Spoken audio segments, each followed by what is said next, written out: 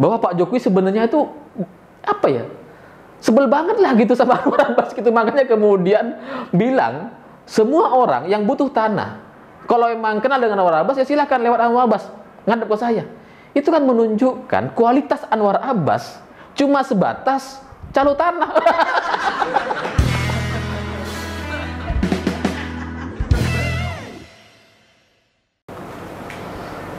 Selamat malam para mantan, selamat malam untuk semua mantan-mantan kalian yang bodoh tapi gak nyadar kalau dirinya itu bodoh.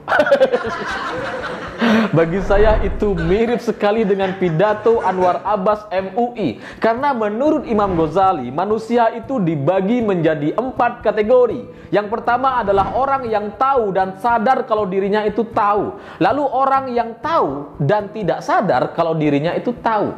Dan ketiga adalah orang yang tidak tahu dan sadar kalau dirinya itu nggak tahu. Dan yang terakhir, orang yang tidak tahu dan tidak sadar kalau dirinya itu nggak tahu. Bahasa sederhananya, orang yang bodoh tapi nggak nyadar kalau dirinya ini bodoh. Mirip seperti pidato Anwar Abbas, karena ketika dia menyampaikan kritikan langsung di hadapan Presiden Jokowi secara terbuka lewat pidatonya, dia mengatakan bahwa Gini ratio di era sebelumnya itu 0,41, tapi di era Pak Jokowi setelah diambil alih oleh Pak Jokowi itu turun menjadi 0,39. Inilah yang menyebabkan ekonomi di tengah-tengah masyarakat itu semakin terjal. Bodoh ini gitu, karena Gini ratio itu semakin kecil semakin bagus. Ya memang sih secara angka 4 dan 3 lebih kecil 3. Tapi kan ini Gini ratio, bukan soal bahasan angka gitu ya. Tapi ya untungnya Pak Jokowi itu bijaksana orangnya. Jadi menjawabnya itu ya secara bijaksana dan elegan gitu, santai. Dan mengatakan bahwa emang saya nggak mikir, saya mikir ini gitu. Bagaimana akan terus memperbaiki dan menurunkan Gini ratio ini. Ya nggak vulgar gitu ya. Karena kalau saya jadi Presiden Jokowi, saya akan jawab dan bilang secara terbuka bahwa banyak orang bisa baca data, tapi dia tidak paham dengan data-data yang dia miliki. Anwar Abbas ini gitu. Baca data itu mudah, memahaminya itu hal lain, sama kayak baca Al-Quran. Bacanya sih bisa gitu, tafsirnya bisa gak tahu kan kita gitu ya. Dan yang menjadi lucu adalah ini kan kritikan katanya gitu ya, tapi kok salah. Kritikan kok salah, karena kritikan itu kan mestinya mengevaluasi kesalahan-kesalahan orang lain, kritikan gitu ya. Tapi ini kritikannya salah. Jadinya kritikan Anwar Abbas perlu dikritik lagi, Pak. Kritikan kok perlu dikritik, gimana sih? Membingungkan gitu ya. Sama kayak Anwar Abbas gitu. Kita bingung, dia ini ulama apa politisi? Karena membingungkan sekali. Apalagi acara ini kan disampaikan di Kongres Ekonomi Umat dan Pak Jokowi diundang sebagai tamu datang ke sana. Tapi sama MUI malah diperlakukan seperti ini. Malah coba dikritik dan coba dipermalukan di hadapan publik. Lucu gitu. Ya untungnya kritikannya salah. Kritikannya berdasarkan data-data yang salah. Untung gitu. Tapi kalau benar kan ini nggak benar gitu. Karena dalam konsep agama Islam yang saya tahu dan saya anut, ya mungkin berbeda juga dengan Anwar Abbas dan MUI yang lain gitu ya. Kita dalam agama Islam itu harus menghormati tamu, harus memuliakan tamu. Tapi ini Pak Jokowi datang di acara MUI, Kongres Ekonomi Umat, malah coba disampaikan kritikan-kritikan secara terbuka di hadapan dia gitu. Ya memang sih, ini negara demokrasi, semua orang bisa bebas berbicara, bisa bebas menyampaikan kritikannya, tapi kan harus tahu tempat. Kalau di masjid tempatnya sholat, bukan orasi. Nah ini acara Kongres Ekonomi Umat, diundangnya Pak Jokowi malah dikritik di depan dia. Udah gitu kritikannya salah. Padahal ya, partai politik saja, yang partai nasionalis yang tidak berbasiskan agama Islam, itu kalau ngundang Pak Jokowi datang ke acara mereka, mereka tidak pernah menyampaikan kritikan-kritikan kepada presiden. Kalau mereka mau menyampaikan kritikan, ya di tempat lain, bukan di acara yang mengundang Pak Jokowi datang ke sana, bukan di acara pribadi mereka gitu. Nah, ini MUI, Majelis Ulama Indonesia, mestinya kan lebih paham soal agama Islam. Lah tapi kok kayak nggak paham agama. Jadi mirip kasus pesantren di Bandung kemarin gitu ya. Pesantren yang mestinya jadi tempat pembelajaran agama Islam, tapi ini malah merusak agama Islam. Luar biasa sekali. Dan yang lebih lucu lagi adalah Anwar Abbas ini sudah tahu salah, dia tetap melancarkan kritikan-kritikannya gitu. Karena pembagian lahan di era sekarang katanya, itu 1% masyarakat bisa menguasai 59% lahan di Indonesia, sementara 41% lahannya itu dibagi kepada 99% lainnya, mayoritasnya. Ini adalah ketidakadilan. Dan ya Pak Jokowi mungkin sudah jengkel juga sama pernyataan-pernyataan kayak gitu, karena ini pernyataan yang sebenarnya sudah tidak perlu untuk diulangi lagi gitu. Karena ini kan bahasan dulu. Zaman Pilpres kita sudah pernah bahas ini dan mestinya satu Indonesia tahu. Karena sudah pernah telak disampaikan oleh Pak Jokowi ketika Prabowo menyampaikan debat Pilpres dan mengatakan bahwa ada ketidakadilan, ada ketimpangan. Dan kemudian dijawab sama Pak Jokowi, iya, salah satunya Prabowo yang menguasai 300.000 hektar lahan. Ini negara. Ini kan mestinya kita udah tahu semua bahwa jawaban Pak Jokowi adalah ini memang sudah terjadi sejak zaman Soeharto dulu. Di era Pak Habibie itu menurun, itu Megawati, Gus Dur juga semakin turun gitu. Baru di era Pak SBY itu naik lagi menjadi 21 juta hektar dibagi-bagikan. Itulah yang terjadi gitu. Makanya ketika Pak Jokowi menjawab, ya iya tapi memang ini bukan saya yang bagikan. Ingat, catat katanya. Emang nggak bilang Pak Jokowi siapa yang bagikan gitu kan. Nggak mungkin juga nyebut Pak SBY, kasihan karena Pak SBY kan masih di Amerika, nggak pulang-pulang. Masih sakit 2 bulan gitu, kasihan kalau diungkit-ungkit gitu. Ya tapi itu karena kebesaran hati Pak Jokowi untuk mau menjawab pernyataan-pernyataan Anwar Abbas ini, karena terlalu menghormati Anwar Abbas kayaknya gitu.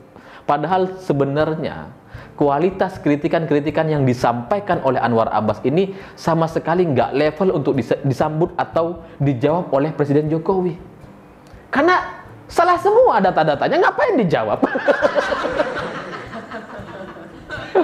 Dan ya Pak Jokowi menjawabnya dengan cukup nyelekit sebenarnya. Tapi ini banyak orang nggak sadar, termasuk Anwar Abbas kayaknya gitu. Karena Pak Jokowi bilang kepada Dr. Buya Anwar Abbas.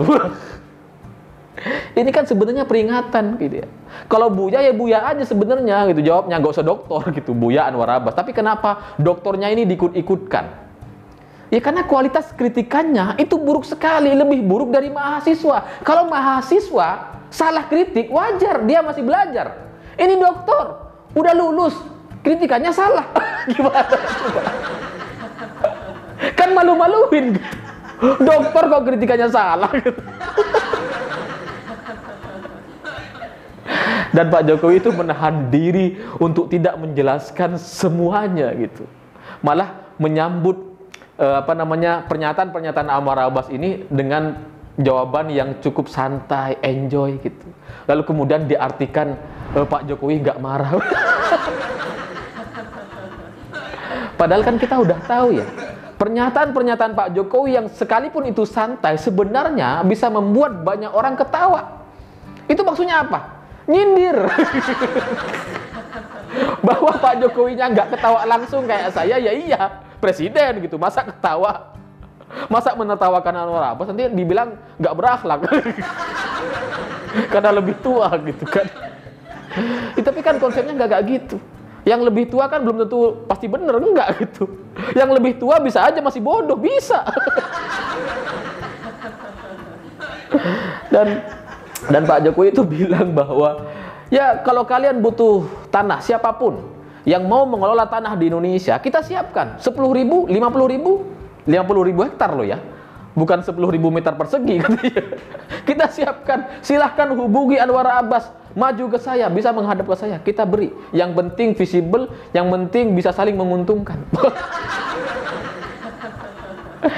Jadi kayaknya banyak orang nggak sadar gitu, bahwa Pak Jokowi sebenarnya itu apa ya, sebel banget lah gitu sama Anwar Abbas gitu. Makanya kemudian bilang, semua orang yang butuh tanah, kalau emang kenal dengan Anwar Abbas, ya silahkan lewat Anwar Abbas, ngadep ke saya. Itu kan menunjukkan kualitas Anwar Abbas cuma sebatas calo tanah. Lagian MUI, Majelis Ulama Indonesia, lah kok ngurusi tanah gimana coba?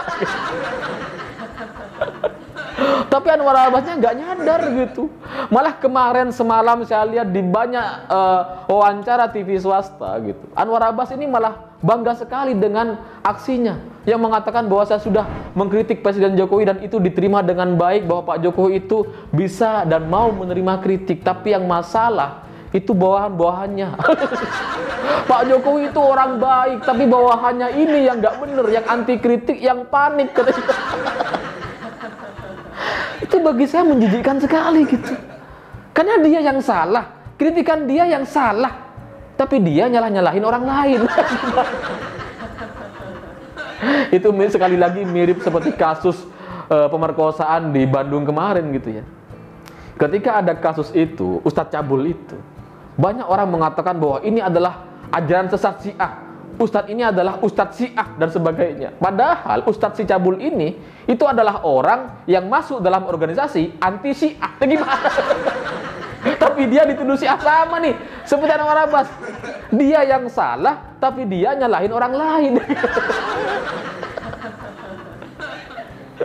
Dan bawahan Pak Jokowi itu nggak perlu panik, karena apa yang mau dipanikan? Lawang kritikannya salah kok, gimana? Kritikannya salah, ngapain kita panik? Kita justru ketawa gitu. Kok bisa ya ada orang mengkritik dan dia nggak nyadar kalau kritikannya tuh salah? Dan semakin Anwar Abbas berbicara di banyak media, diwawancara gitu ya, dia mengatakan bahwa soal orang-orang kaya di Indonesia, soal usaha-usaha mikro, usaha UMKM dan sebagainya itu masih tidak diperhatikan oleh perbankan kita. Dan dia bilang bahwa usaha mikro, ultra mikro dan sebagainya itu hanya sekitar 300 miliar rupiah pendanaannya dari perbankan. Padahal yang namanya usaha mikro, makro dan sebagainya itu sudah triliunan, nggak ada yang miliaran. Dan kalau kita lihat datanya berdasarkan kredit usaha rakyat, UMKM, itu udah ratusan triliun, bukan miliar. Jadi ini salah paham Anwar Abbas gitu. Jadi itu mirip seperti pidato Pak Jokowi sebelumnya. Karena Pak Jokowi bilang bahwa siapapun yang butuh tanah, 10.000, 50.000, 50.000 hektar loh ya, bukan 10.000 meter persegi. Itu kan kayaknya nyindir banget gitu, seolah-olah melihat orang-orang di situ tuh kayaknya banyak yang nggak paham ini gitu. Itu kan sama seperti kita mau menjelaskan kepada adik-adik kita, kepada anak-anak kecil masih SD gitu ya, saya punya uang 100, bukan 100.000, 100 juta. Itu kan ngenyek banget sebenarnya, tapi mereka nggak nyadar gitu. Sama seperti Anwar Abbas gitu. Pemerintah sudah mengalokasikan anggaran sampai ratusan triliun, di mata Anwar Abbas masih ratusan miliar. Dan yang paling kacau dari pernyataan Anwar Abbas adalah pernyataannya yang terakhir, soal di Indonesia ini bahwa lahan dikuasai hanya 1%, orang bisa menguasai sampai 59% lahan. Dan kemudian orang-orang pengusaha-pengusaha itu yang di atas 10 miliar asetnya itu baru 0,01% pengusaha. Itu menunjukkan ketidakadilan. Saya kalau ngelihat atau mendengarkan pernyataan-pernyataan kayak gini, itu terus terang jadi inget teman-teman saya yang pro dengan khilafah. Ya mungkin Pak Jokowi nggak tahu, karena di sekeliling Pak Jokowi kan mungkin nggak ada orang-orang yang pro khilafah, tapi saya tahu gitu, karena di sekeliling saya banyak nih yang dikit-dikit bilang bahwa, tahu nggak kalian bahwa uang di dunia ini itu hanya dikuasai oleh 1% orangnya katanya, sementara yang lain 40% itu dibagi kepada kita-kita, sementara mayoritasnya tuh punya mereka yang 1% itu katanya. Ini menunjukkan ketidakadilan. Lalu apa solusinya? Khilafah. Pasti kayak gitu jawabannya tuh. Ya, orang-orang yang sebenarnya tidak paham soal konsep khilafah dan komunis gitu, dan tidak bisa membedakan kayaknya. Karena kalau kita mau kesetaraan dan semua orang dibagi rata kekayaannya, itu sistem komunis. Yang kaya nggak boleh terlalu kaya, yang miskin nggak boleh terlalu miskin. Kalau ada orang kaya itu harus dibagikan langsung kepada yang miskin tetangganya. Itu komunis. Tapi mereka ini nggak nyadar, dianggapnya ini adalah sistem yang harus kita perbaiki, katanya. Ya, kalau bagi saya secara logika gitu ya, kalaupun Tuhan mau menciptakan skenario atau takdir kepada kita semua dan membagikan semua sumber kekayaan di bumi ini secara merata, misalkan setiap orang dapat 1 triliun, semua orang dapat 1 triliun, pada akhirnya setelah 2-3 tahun setelahnya tetap aja orang yang akan menguasai mayoritasnya itu adalah orang yang 1% itu. Kenapa? Ya karena ini soal pemikiran orang yang berbeda-beda kualitasnya. Kalau kita punya uang, dikasih uang, belum tentu kita siap loh. Belum tentu gitu. Dan gak semua orang yang kalau dikasih uang itu malah seneng, bisa aja kaget. Kan udah banyak contohnya di mana ada petani punya lahan gitu. Lalu kemudian dibayar atau dibeli oleh pemerintah sampai harganya puluhan miliar atau miliaran. Tapi setelah itu apa yang mereka lakukan? Kaget. Mereka beli mobil 3-4 padahal nggak bisa nyetir. Nah itu.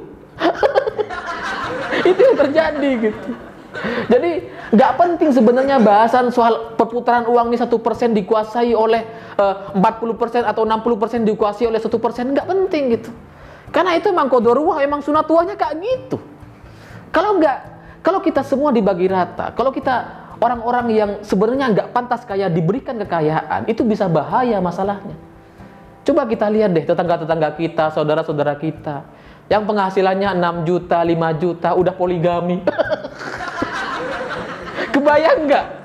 Orang penghasilan 4 juta, 5 juta, udah berani nikah 2-3. Bagaimana kalau mereka dikasih rezeki sampai 40 juta?